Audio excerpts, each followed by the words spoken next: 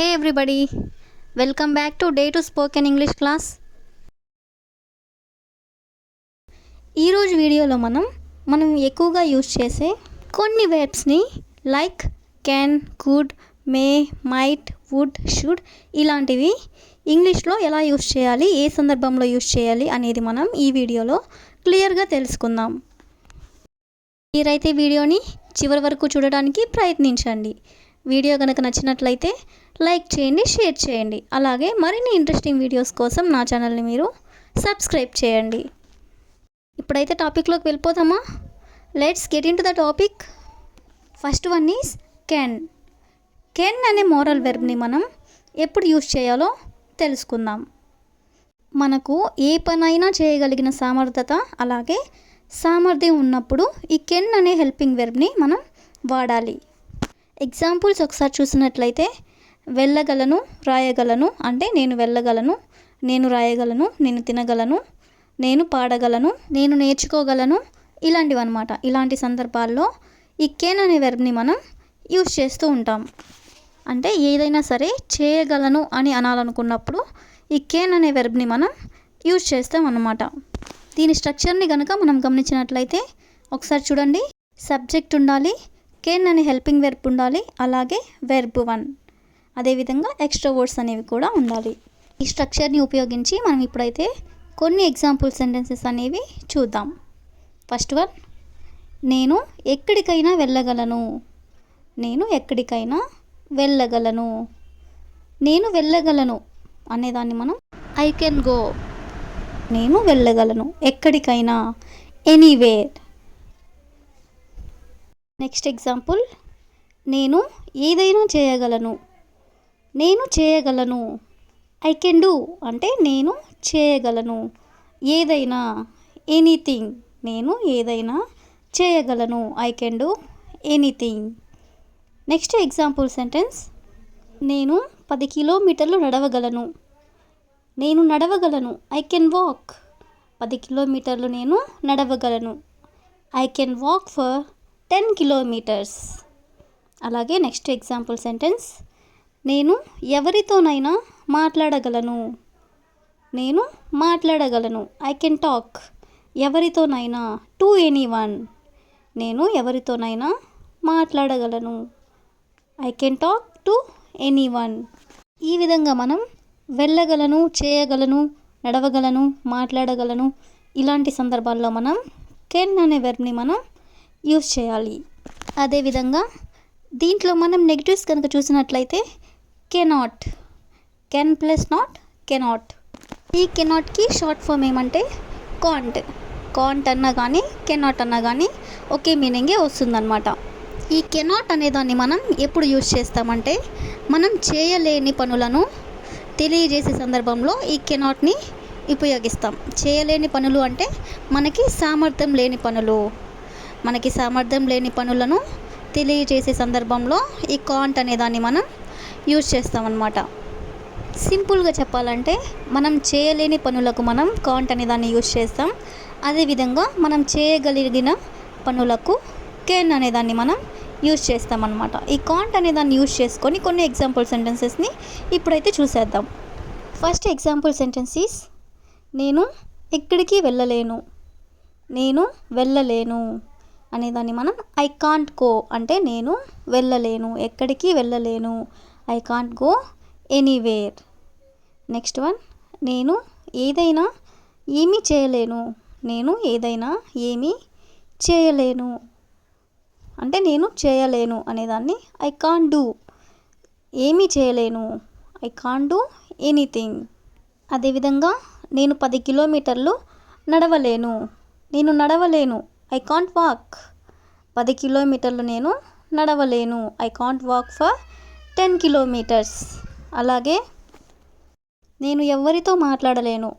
నేను మాట్లాడలేను, I can't talk. నేను ఎవరితో మాట్లాడలేను అనేదాన్ని I can't talk to anyone అంటే నేను ఎవరితో మాట్లాడలేను అని. ఈ విధంగా మనం నేను వెళ్ళలేను, నేను చేయలేను, నేను నడవలేను, నేను మాట్లాడలేను అలాంటి సందర్భంలో మనం కాంట్ అనే వెర్బ్ని యూజ్ చేసుకొని సెంటెన్సెస్ అనేవి ఫామ్ చేస్తాం. ఈ విధంగా కెన్, కెనాట్ అనే వెర్బ్స్ని మనం ఎలా యూజ్ చేయాలో తెలుసుకున్నాం కదా. ఇప్పుడైతే కుడ్ అనే వెర్బ్ని ఏ విధంగా యూజ్ చేయాలి, ఎలా యూజ్ చేయాలనేది తెలుసుకుందాం. కుడ్ అనే దాన్ని మనం ఎప్పుడు యూజ్ చేస్తామంటే గతంలో మనం చేయగలిగిన పనుల గురించి తెలియజేసే సందర్భంలో ఈ కుడ్ అనే హెల్పింగ్ వెర్బ్ని వాడాలి. గతంలో మనం చేయగలిగిన పనుల గురించి తెలియజేసేటప్పుడు ఈ కుడ్ అనే హెల్పింగ్ వెర్బ్ని మనం వాడాలి. చేయగలిగిన పనులు అంటే వెళ్ళగలిగాను, రాయగలిగాను, తినగలిగాను, పాడగలిగాను, నేర్చుకోగలిగాను, ఇలాంటివన్నమాట. ఇలాంటి సందర్భంలో ఈ కుడ్ని మనం ఉపయోగిస్తాం. దీని స్ట్రక్చర్ని కనుక మనం గమనించినట్లయితే సబ్జెక్ట్ ఉండాలి, అలాగే కుడ్ అనే హెల్పింగ్ వెర్బ్ ఉండాలి, V1 అంటే వెర్బ్ 1, అదేవిధంగా ఎక్స్ట్రా వర్డ్స్ అనేవి కూడా ఉండాలి. దీనికి సంబంధించిన కొన్ని ఎగ్జాంపుల్ సెంటెన్సెస్ని ఇప్పుడైతే చూసేద్దాం. ఫస్ట్ వన్, నేను ఒంటరిగా అడవికి వెళ్ళగలిగాను. నేను ఒంటరిగా అడవికి వెళ్ళగలిగాను. నేను వెళ్ళగలిగాను అనేదాన్ని మనం ఐ కుడ్ గో. ఒంటరిగా ఎలోన్. నేను ఒంటరిగా అడవికి వెళ్ళగలిగాను అంటే I could go to forest alone. అదేవిధంగా నేను ఆ పని చేయగలిగాను. నేను చేయగలిగాను ఐ కుడ్ డూ అంటే నేను చేయగలిగాను. ఏం చేయగలిగాను? ఆ పని చేయగలిగాను అనేదాన్ని మనం I could do that work అంటే నేను ఆ పని చేయగలిగాను అని. అదేవిధంగా నేను 10 కిలోమీటర్లు నడవగలిగాను. నేను నడవగలిగాను ఐ కుడ్ వాక్. నేను 10 కిలోమీటర్లు నడవగలిగాను I could walk for 10 kilometres. అదేవిధంగా నేను వారితో చివరకు మాట్లాడగలిగాను. నేను మాట్లాడగలిగాను ఐ కుడ్ టాక్. ఎవరితో? వారితో చివరి వరకు మాట్లాడగలిగాను I could talk to them at last. ఈ విధంగా మనం కుడ్ అనే హెల్పింగ్ వెర్బ్ని యూజ్ చేసుకొని సెంటెన్సెస్ అనేవి ఫామ్ చేయొచ్చు. Next one, could not. దీన్నే మనం కుడెంట్ అని కూడా అంటాం. ఈ కుడ్ నాట్ అనే దాన్ని మనం ఏ విధంగా యూజ్ చేయాలో తెలుసుకుందాం. గతంలో మనం చేయలేకపోయిన పనులను తెలియజేసే సందర్భంలో ఈ కుడ్ నాట్ని మనం ఉపయోగిస్తాం. గతంలో మనం చేయలేకపోయిన పనులను అంటే నేను వెళ్ళలేకపోయాను, నేను చేయలేకపోయాను, ఇలాంటివన్నమాట. దీనికి సంబంధించిన కొన్ని ఎగ్జాంపుల్ సెంటెన్సెస్ని ఇప్పుడు చూద్దాం. నేను ఎక్కడికి వెళ్ళలేకపోయాను. నేను వెళ్ళలేకపోయాను అంటే ఐ కుడెంట్ గో. నేను ఎక్కడికి వెళ్ళలేకపోయాను అంటే ఐ కుడెంట్ గో ఎనీవేర్ అంటే ఎక్కడికి వెళ్ళలేకపోయాను అని. అదేవిధంగా నేను ఏమీ చేయలేకపోయాను. నేను చేయలేకపోయాను ఐ కుడెంట్ డూ. నేను ఏమీ చేయలేకపోయాను I couldn't do anything. Next example, నేను 10 కిలోమీటర్లు నడవలేకపోయాను. నేను నడవలేకపోయాను ఐ కుడెంట్ వాక్ అంటే నేను నడవలేకపోయాను. 10 కిలోమీటర్లు నడవలేకపోయాను I couldn't walk for 10 kilometres. అదేవిధంగా నేను ఆమెతో మాట్లాడలేకపోయాను. నేను మాట్లాడలేకపోయాను ఐ కుడెంట్ టాక్. నేను ఆమెతో మాట్లాడలేకపోయాను I couldn't talk to her. ఈ విధంగా మనం చేయలేకపోయాను, వెళ్ళలేకపోయాను, నడవలేకపోయాను అనే సందర్భంలో మనం ఈ కుడెంట్ అనే వెర్బ్ని మనం యూజ్ చేస్తాం. ఈ విధంగా వెర్బ్స్ అనేవి మనం రకరకాలుగా యూజ్ చేస్తూ ఉంటాం. ఇప్పటి వరకు నేను చెప్పింది మీకు అర్థమైందని అనుకుంటున్నాను.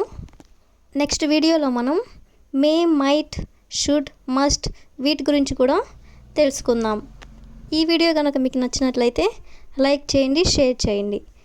మరిన్ని ఇంట్రెస్టింగ్ వీడియోస్ కోసం నా ఛానల్ని మీరు సబ్స్క్రైబ్ చేయండి.